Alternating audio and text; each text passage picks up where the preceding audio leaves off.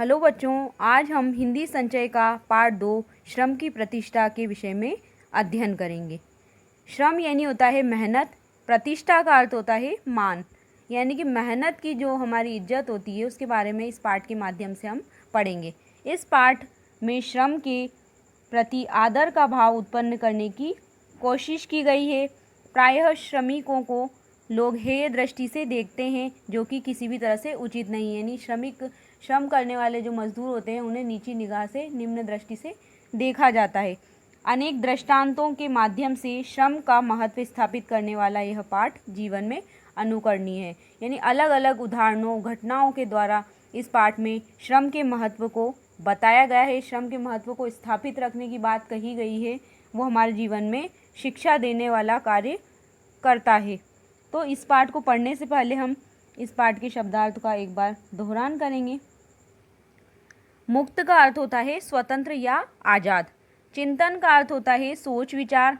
वृत्ति का अर्थ होता है स्वभाव।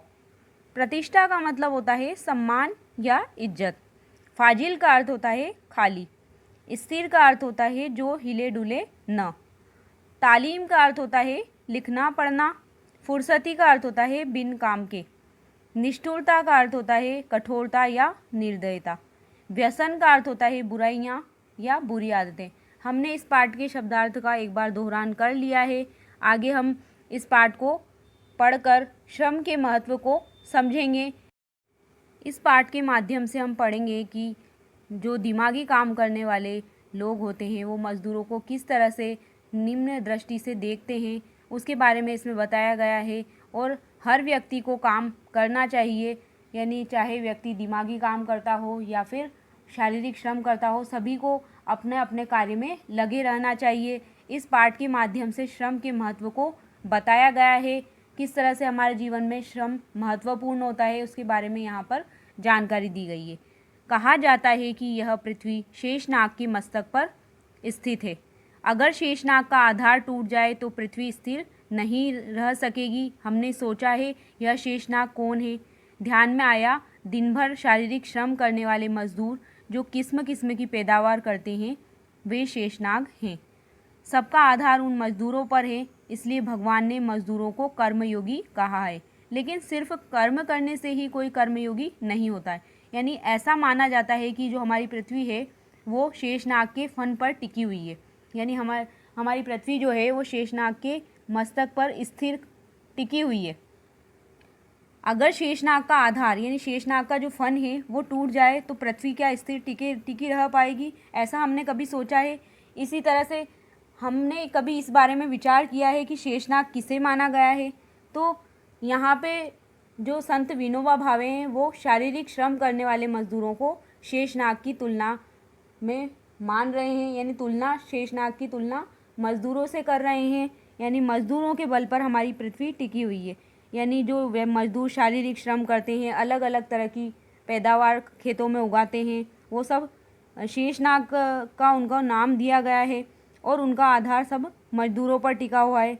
इसलिए मजदूरों को कर्म करने वाला योगी भी कहा जाता है। और सिर्फ कर्म करने से यानी सिर्फ कार्य करने से मनुष्य कर्मयोगी नहीं होता, ऐसा भी इस पाठ के माध्यम से बताया गया है। यानी हमारे देश में कुछ मजदूर खेतों में काम करते हैं, कुछ रेलवे में काम करते हैं, कुछ कारखानों में काम करते हैं। दिन भर वो मजदूरी करते हैं और अपने पसीने से रोटी कमाते हैं।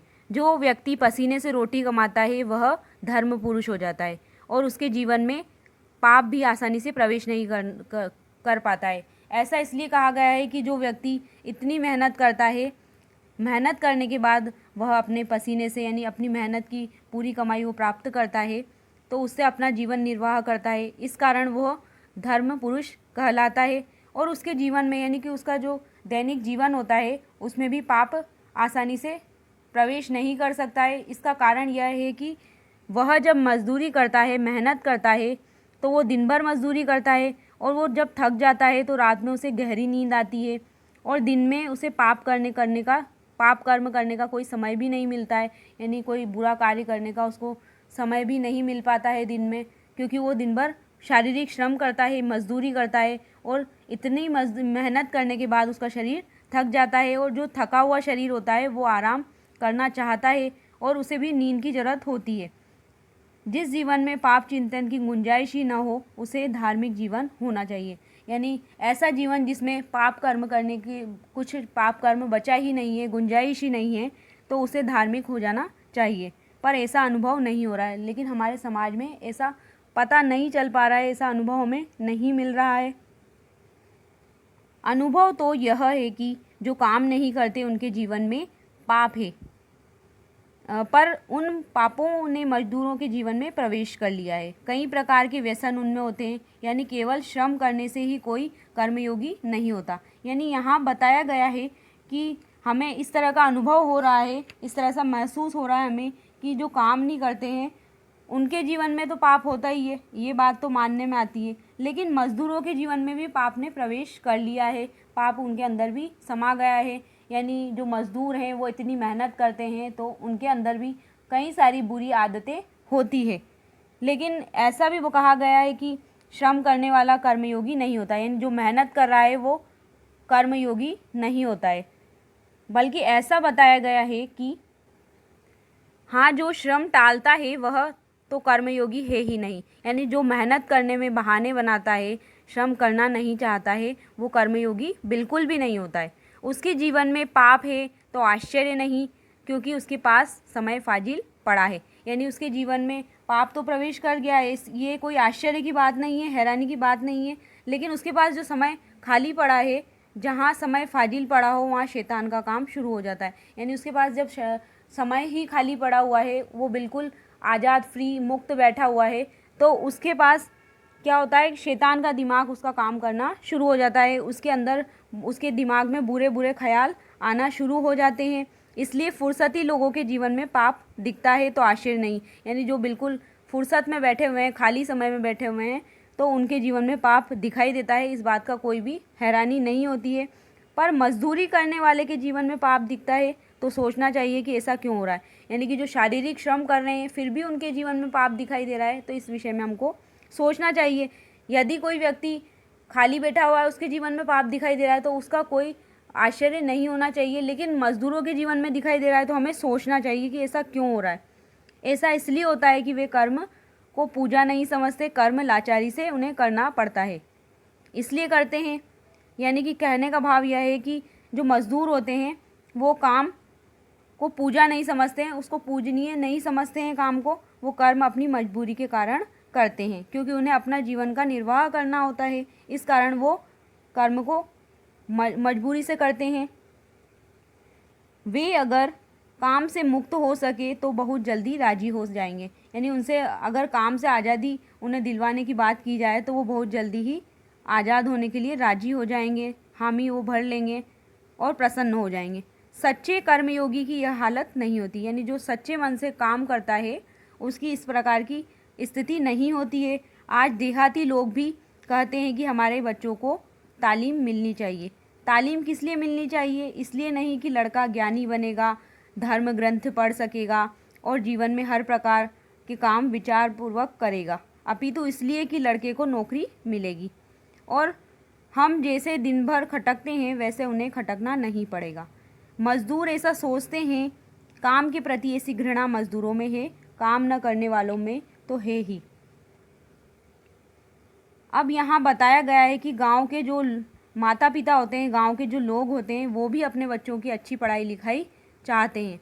वो इस कारण चाहते हैं कि है ना, उनका बेटा बड़ा होकर पढ़ लिख कर अच्छी नौकरी को प्राप्त करे, उनको इस तरह से शारीरिक श्रम नहीं करना पड़े, दिन भर मजदूरी नहीं करना पड़े। इसलिए वो चाहते हैं कि उनका बेटा पढ़े लिखे।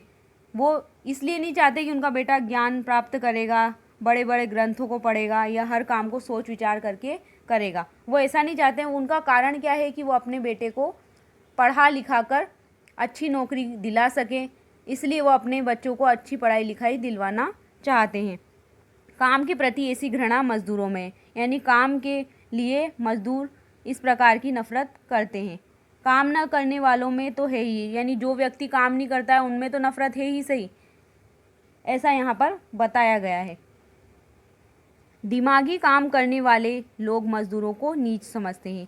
थोड़े से काम के लेने के लिए जितनी मजदूरी देनी पड़े उतनी देंगे, पर ज़्यादा से ज़्यादा काम लेंगे, ऐसी वृत्ति बन गई है। यानी कहने का मतलब यहाँ है कि जो व्यक्ति दिमाग से काम करते हैं वो मज़दूरों को अपने से नीचा समझते हैं, निम्न दृष्टि से उन्हें देखते हैं।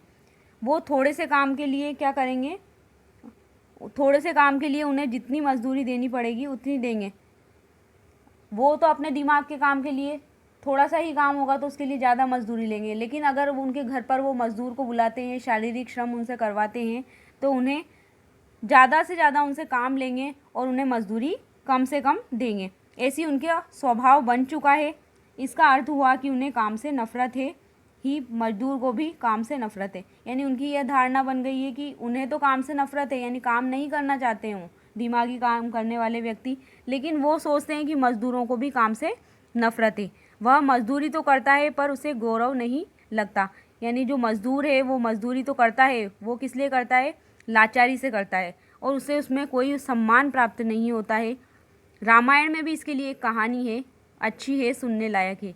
जब भगवान श्री राम को वनवास हुआ था तो सीता जी ने कहा मैं भी जाऊंगी। उसे आदत तो नहीं थी ऐसे जीवन की, पर उसने निश्चय किया था कि जहाँ राम जी वहाँ मैं। पर जब कौशल्या ने सुना तो कहा सीता का जाना कैसे होगा। यानी रामायण में जब भगवान श्री राम को वनवास का आदेश दिया गया था तो सीता माता भी भगवान श्री राम के साथ वन में जाने को तैयार हो गई थी, क्योंकि सीता माता उनकी पत्नी थी, वो अपना धर्म पूरा करना चाहती थी। जहाँ उनके पति जाएंगे वहीं पर उन्होंने जाने का निश्चय कर लिया था। सीता माता जो कि एक राजा की बेटी थी और वो वनवास में जाने को तैयार हो गई थी। उन्होंने अपने जीवन में राजसी सुख सुविधाओं का आनंद लिया था, अपने पिता के घर पर भी और अपने ससुराल में भी। तो उनकी जो सास थी वो इस प्रकार का आश्चर्य कर रही थी कि किस प्रकार सीता वन में जाएगी और इतने कष्टों को सहन करेगी।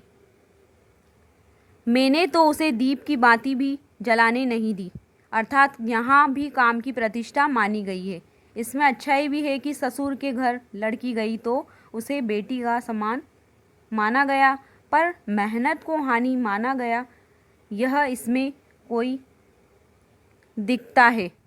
कहने का मतलब है कि कौशल्या जो बोल रही है, उसकी सास जो है, सीता माता की जो सास है, वो बता रही है कि मैंने यहाँ पर सीता माता से कोई काम भी नहीं करवाया है, लेकिन फिर भी उसे वन में जाना पड़ रहा है। यहाँ कहने का भाव यह है कि यहाँ किसी प्रकार का उनसे काम नहीं करवाया गया और यहाँ पे भी काम की प्रतिष्ठा नहीं मानी गई है, काम को कोई इज्जत नहीं दी गई है। लेकिन ससुर के घर में, यानी कि जब बेटी शादी करके जब आई तो वहाँ पर उसे बेटी समान दर्जा प्राप्त हुआ। उसे मेहनत को, यहाँ पर देखिए, बेटी समान उसको जब दर्जा मिला तो वहाँ पे उसे मेहनत को हानि को बताया गया, यानी यहाँ पर मेहनत की प्रतिष्ठा को नहीं दर्शाया गया है। और यह इसमें दिखाई दे रहा है, हमें इस बात से हमें समझ में आ गया है। धर्मराज ने राजसूय यज्ञ किया था, कृष्ण भी वहाँ गए थे, कहने लगे मुझे काम दो। यानी धर्मराज जी ने भी अपने राज्य में राजसूय यज्ञ करने का निर्णय लिया था। भगवान श्री कृष्ण स्वयं उनके पास गए थे काम मांगने के लिए, लेकिन जो धर्मराज जी थे उन्होंने बोला आपको क्या काम दें, आप तो हमारे पूज्य हैं, यानी आप तो हमारे लिए पूजनीय हैं, पूजा करने योग्य हैं, आदरणीय हैं, आपके लायक हमारे पास कोई काम भी नहीं है। तो भगवान ने कहा आदरणीय हैं तो क्या नालायक हैं, यानी कि हम आदर करने योग्य हैं, तो इसका मतलब यह थोड़ी है कि हम कोई काम करने के लायक भी नहीं हैं, यानी हमें किसी काम करने के लिए आपने समझा ही नहीं है। हम काम कर सकते हैं, यानी हम नालायक नहीं हैं, हम काम कर सकते हैं, ऐसा श्री कृष्ण ने बोला। तो धर्मराज जी ने कहा कि आप स्वयं ही काम ढूंढ लीजिए। तो भगवान ने काम लिया झूठी पत्तलें उठाने का और पोछा लगाने का, यानी इतना निम्न दृष्टि का उन्होंने मजदूरों का काम लिया। उसमें कोई किसी प्रकार की उन्होंने शर्म नहीं की, क्योंकि वो एक काम था तो वो उस काम को भी उन्होंने पूरा मन से किया था। ज्ञानी तो खा सकते हैं और आशीर्वाद दे सकते हैं, काम नहीं कर सकते, यानी कि जो विद्वान हैं वो सिर्फ खा सकते हैं और अपने से छोटों को या अपने सामने जो व्यक्ति मौजूद हैं उन्हें आशीर्वाद दे सकते हैं, पर वो काम नहीं करते हैं। अगर कोई सवेरे उठकर पीसता है तो वह ज्ञानी नहीं मजदूर कहलाएगा, यानी कि जो सुबह उठकर आटा पीसने का या कोई चक्की चलाने का काम करता है तो वो ज्ञानी नहीं कहलाएगा, वो शारीरिक श्रम कर रहा है, इस कारण वो मजदूर कहलाएगा। ज्ञानी को, योगी को काम नहीं करना चाहिए, यानी जिनके पास ज्ञान प्राप्त है, ज्ञानी पुरुष जो विद्वान है, उन्हें काम नहीं करना चाहिए। साथ में जो महात्मा हैं, योगी हैं, उन्हें भी काम नहीं करना चाहिए। बूढ़ों को काम से मुक्त रखना चाहिए, यानी बूढ़े व्यक्ति जो ज़्यादा उम्र के व्यक्ति हैं, उनको भी काम से आज़ादी देनी चाहिए, उनसे काम नहीं करवाना चाहिए, क्योंकि बूढ़ों को काम देना निष्ठुरता होगी, यानी कि हमारी कठोरता वहाँ पर साबित होगी कि हमने बुजुर्ग से कार्य करवाया। यहाँ पर हमारी निष्ठुरता, कठोरता हमें दिखाई देगी। यानी बूढ़ा, बच्चा, योगी, ज्ञानी, व्यापारी, वकील, अध्यापक, विद्यार्थी, किसी को काम नहीं करना चाहिए। यानी इतने सारे वर्ग यदि होंगे तो ये अगर काम नहीं करेंगे तो इतना बेकार वर्ग खड़ा हो जाएगा, तो बेकारी बढ़ेगी। यानी लोग काम नहीं करना चाहेंगे तो क्या होगा, बेकारी बढ़ जाएगी। अगर ऐसा होता कि जो काम नहीं करता वह खाता भी नहीं, यानी ऐसा नियम होना चाहिए था समाज में कि यदि कोई काम नहीं करना चाहता तो उसे खाने को भी नहीं दिया जाए, यानी जो मेहनत करता है उसे ही खाने को दिया जाए तो ठीक होता। पर वह तो अधिक खाने को मांगता है, यानी जो व्यक्ति बिल्कुल फाजिल है, बिल्कुल खाली समय में बैठता है वो, तो उसे खाने को भी अधिक वो मांगता है। ऐसी समाज रचना जहाँ हुई है वहाँ मज़दूर समझते हैं कि हमें काम करने से छुट्टी मिल गई तो अच्छा होगा। यानी इस तरह की समाज की जो रचना निर्माण हुआ है, इस तरह का समाज बना है, वहाँ पे मज़दूर इस तरह से चाहते हैं कि काम से अगर उनको छुट्टी मिल जाए तो उनके लिए बहुत ही अच्छा होगा, ऐसा उनका विचार होता है। ऐसा समाज जहाँ मनुष्य लाचारी से काम करता है तो उसमें कर्मयोगी हो ही नहीं सकता। कहने का भाव यह है कि जिस समाज में हम रह रहे हैं वहाँ मनुष्य मजबूरी से यदि काम कर रहा है तो वो कर्मयोगी, कर्म करने वाला योगी पुरुष नहीं कहलाता है। जो काम टालते हैं, जो काम नहीं करते हैं, उसका जीवन धार्मिक होता ही नहीं। इस कारण अपने समाज में श्रम की प्रतिष्ठा नहीं है। यानी कि जो व्यक्ति काम करना नहीं चाहते हैं, काम करने में बहाने बनाते हैं, वो जो काम नहीं करते हैं उनका जीवन क्या हो जाता है, धार्मिक माना ही नहीं गया है। इस कारण अपने समाज में श्रम की प्रतिष्ठा, यानी जो मेहनत है उसको इज्जत नहीं दी गई है। काम न करने का एक कारण यह भी है कि जो दिमागी काम करते हैं उन्होंने दिमागी काम की महत्ता इतनी बढ़ा दी है कि उसे 1000 रुपये देना ही उचित मानेंगे और श्रम करने वाले को कम से कम जितना दे सके उतना देने की कोशिश करेंगे। कहने का भाव यह है कि जो व्यक्ति काम नहीं करना चाहता है, यानी कि जो दिमागी काम करता है, उसने दिमागी काम को इतना महत्वपूर्ण बना दिया है, ज़रूरी बना दिया है कि वो अपने दिमागी काम के लिए 1000 रुपये भी देना उचित समझेंगे। यानी कोई व्यक्ति दिमागी काम कर रहा है तो उसे 1000 रुपये देना भी अच्छा समझेंगे। लेकिन जो शारीरिक श्रम कर रहा है, जो मज़दूर है, उसे जितना कम मजदूरी देंगे उतना देने की कोशिश वो करेंगे। शारीरिक श्रम की प्रतिष्ठा न मानो, पर महात्मा गांधी तो दिमागी काम करते थे, फिर भी थोड़ा सा समय निकालकर दिन में सूत काट लिया करते थे। यानी जो स्वयं महात्मा गांधी जी थे वो क्या करते थे, अपना वो भी दिमागी काम करते थे, लेकिन इतना दिमागी काम करने पर भी उन्होंने दिमागी काम की महत्ता को इतना नहीं बढ़ाया है। उन्होंने क्या किया है कि वो दिमागी काम तो करते थे लेकिन दिन में भी समय निकालकर वो सूत काटने का कार्य करते थे। काम की इज्जत करनी चाहिए, यानी किसी भी तरह का काम हो उसकी इज्जत करनी चाहिए। अगर हम काम की इज्जत नहीं करते तो बड़ा भारी धर्म कार्य खो देते हैं, ऐसा समझना चाहिए। यानी जब हम काम नहीं कर रहे हैं तो हमें ऐसा सोचना चाहिए, ऐसा समझना चाहिए कि हमने बहुत बड़ा कार्य, धर्म कार्य जो हम करने वाले थे वो करना हमने खो दिया है। इस तरह का विचार हमारे मन में होना चाहिए। श्रम करने वालों को भी दिमाग है और दिमागी काम करने वालों को भी हाथ दिए हैं, तो दोनों को काम करना चाहिए, दोनों की इज्जत बढ़ेगी, प्रतिष्ठा बढ़ेगी। कहने का मतलब है कि जो मेहनत करते हैं उनके पास भी दिमाग है, लेकिन दिमागी काम करने वालों के पास भी हाथ दिए गए हैं। यानी दोनों के पास ही अपने अपने शरीर के जो अंग हैं दोनों के पास ही मौजूद हैं। जिस तरह के अंग उसके पास है शरीर के, उसी तरह के दिमागी काम करने वाले के पास भी हैं और श्रम करने वाले के पास भी हैं। फिर भी दोनों को काम करना चाहिए, यानी वो किसी भी तरह से हो उन्हें काम ज़रूर करना चाहिए। इससे क्या होगा कि दोनों की इज्जत बढ़ेगी, यानी किसी भी प्रकार का कार्य होगा तो दोनों ही इज्जत के रूप में समाज में उनकी इज्जत होगी, दोनों ही तरह के काम की। और उनकी प्रतिष्ठा बढ़ जाएगी समाज में उनका मान बढ़ जाएगा। और ऐसा भी बताया गया है कि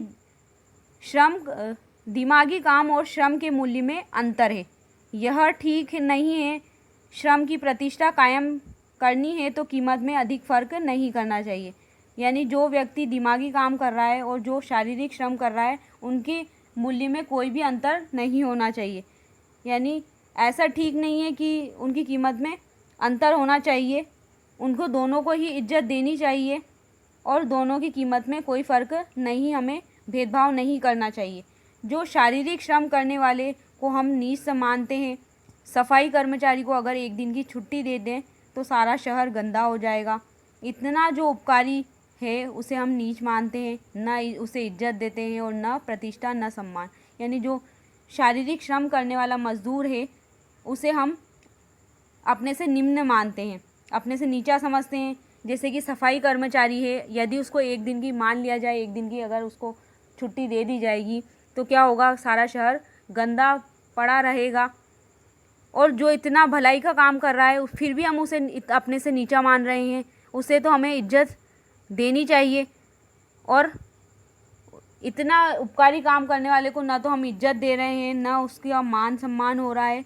मेहतर माने क्या, मेहतर माने तो महतर। मेहतर मतलब सफाई कर्मचारी, मेहतर माने क्या, यानी मेहतर को मेहतर ही मानना चाहिए। इसलिए दो बातें होनी चाहिए, यानी दो बातें यहाँ बताई गई है। हर एक को थोड़ा थोड़ा श्रम करना चाहिए, प्रत्येक व्यक्ति को थोड़ी थोड़ी मेहनत करनी चाहिए। अगर हम बिन काम किए खाते हैं तो हमारा जीवन पापी बनता है। यानी हम बिल्कुल भी मेहनत नहीं कर रहे हैं, ऐसे ही खा रहे हैं तो हमारा जीवन पाप से युक्त हो जाएगा। दूसरी चीज़ एक और यहाँ बताई गई है कि कामों का मूल्य समान होना चाहिए। किसी भी स्तर का काम हो तो उसका मूल्य समान बराबर होना चाहिए, किसी प्रकार का कोई भेदभाव उसमें नहीं होना चाहिए। जब यह होगा तो श्रम की प्रतिष्ठा बढ़ जाएगी। यानी इस तरह का जब हमारे समाज में इस तरह की रचना हो जाएगी, इस तरह का कार्य होने लग जाएगा तो अपने आप जो मेहनत है उसकी इज्जत बढ़ जाएगी। इस प्रकार संत विनोबा भावे ने श्रम की प्रतिष्ठा को इस पाठ के माध्यम से बताया है और श्रम को महत्वपूर्ण बताया है हमारे जीवन के लिए, और मज़दूरों को भी हमारे जीवन का आधार यहाँ पर बताया गया है। इस प्रकार हमारा ये पाठ पूर्ण हुआ। धन्यवाद।